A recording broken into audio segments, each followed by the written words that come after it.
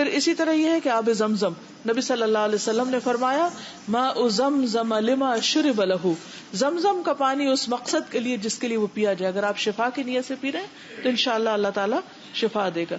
آپ صلی اللہ علیہ وسلم نے فرمایا روح زمین پر سب سے بہترین پانی زمزم ہے، یہ بھوکے کے لیے کھانا اور بیماری سے شفا ہے. ابو ذر غفاری کا واقعہ آپ کو یاد ہے نا کہ وہ کئی دن زمزم پی کر زندہ رہے تھے جب وہ چھپے ہوئے تھے. زیتون کا تیل، آپ نے فرمایا زیتون کھاؤ اور اس کو لگاؤ، بلا شبہ یہ مبارک درخت ہے. والتین والزیتون، اللہ تعالیٰ نے زیتون کی قسم کھائی. پھر یہ یاد رکھیے کہ بیماری پر صبر بھی کرنا چاہیے، جلد بازی نہیں کرنی چاہیے اور جلد بازی میں غلط طریقوں پر نہیں چلنا چاہیے اور ثابت قدمی کی دعا کرنی چاہیے. نبی صلی اللہ علیہ وسلم نے فرمایا کسی بھی مسلمان کو کوئی بیماری، تکلیف یا کوئی بھی مرض ہوتا ہے تو اللہ تعالیٰ اس کے گناہوں کو اس طرح گراتا ہے جیسے درخت اپنے پتوں کو گرا دیتا ہے. تو یہ ایک ذریعہ بن جاتا ہے. دشمن تو آپ کو نقصان دینا چاہتے ہیں لیکن وہ آپ کے لیے خیر کا ذریعہ بن جاتا ہے، گناہوں کو دور کرنے کا. سارے آج کی بات میں ایک یہ یاد رکھ لیں تو بہت فائدہ ہوگا، کیونکہ ہم تکلیف میں گھبرا بہت جلدی جاتے ہیں. بعض اوقات انسان اپنی عبادت اور نیکیوں کی وجہ سے ان درجات تک نہیں پہنچ سکتا جن پر تکلیف آنے پر صبر کی وجہ سے پہنچ جاتا ہے.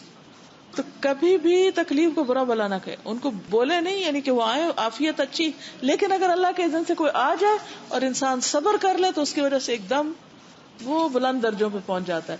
اور قیامت کے دن جن کو تکلیفیں پہنچیں گے اور انہوں نے صبر کیا ہوگا ان کو جو اجر ملے گا بے حساب، انما یوفی الصابرون اجرہم بغیر حساب. تو ان کا اجر دیکھ کر دوسرے لوگ کہیں کہ کاش دنیا میں ہماری سکن کینچے سے کاٹی جاتی، ہم صبر کرتے اور اسی قسم کا اجر پاتے. ایک کالی عورت تھی جس کو مرگی کا دورہ پڑتا تھا، تو اس نے کہا میرے لیے آپ دعا کریں کہ میں ٹھیک ہو جاؤں. تو آپ نے فرمایا اگر تم صبر کرو، یعنی میں کروں گا تو ٹھیک ہو جائے، لیکن صبر کرو تو تمہارے لیے اس کے بدلے جنت ہے.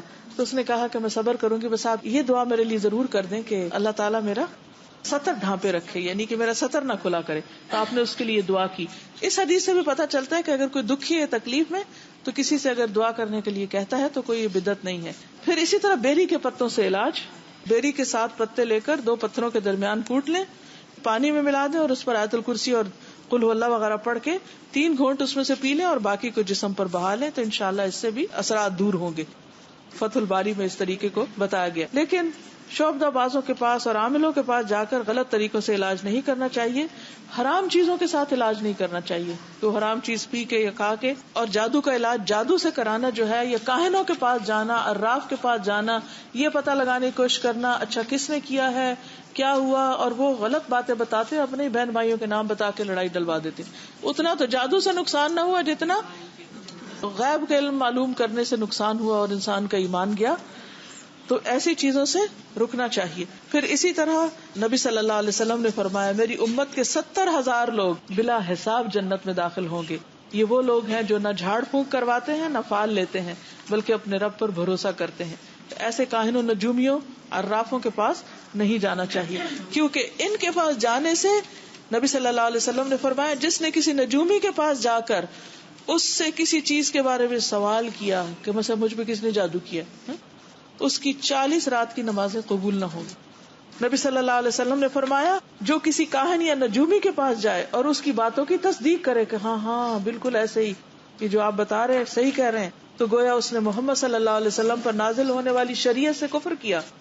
اللہ تعالی ہم سب کی حفاظت فرمائے ایسے تمام شر سے اور شرارتوں سے. لیکن یہ ہے کہ خاص طور پر ہمیں اللہ تعالی کی حفاظت میں رہنے کے لیے اللہ کی طرف رجوع کرنا چاہیے. آپ ان اذکار کی صبح و شام خود بھی پابندی کیجیے اور دوسروں کو بھی پڑھنے کے لیے کہیے. اللہ تعالی ہم سب کو ہر طرح کی ناگہانی مصیبتوں، پریشانیوں اور ہر طرح کے خوف سے نجات عطا فرمائے. آپ سب کے لیے دعائیں اور نیک تمنائیں. السلام علیکم ورحمۃ اللہ وبرکاتہ.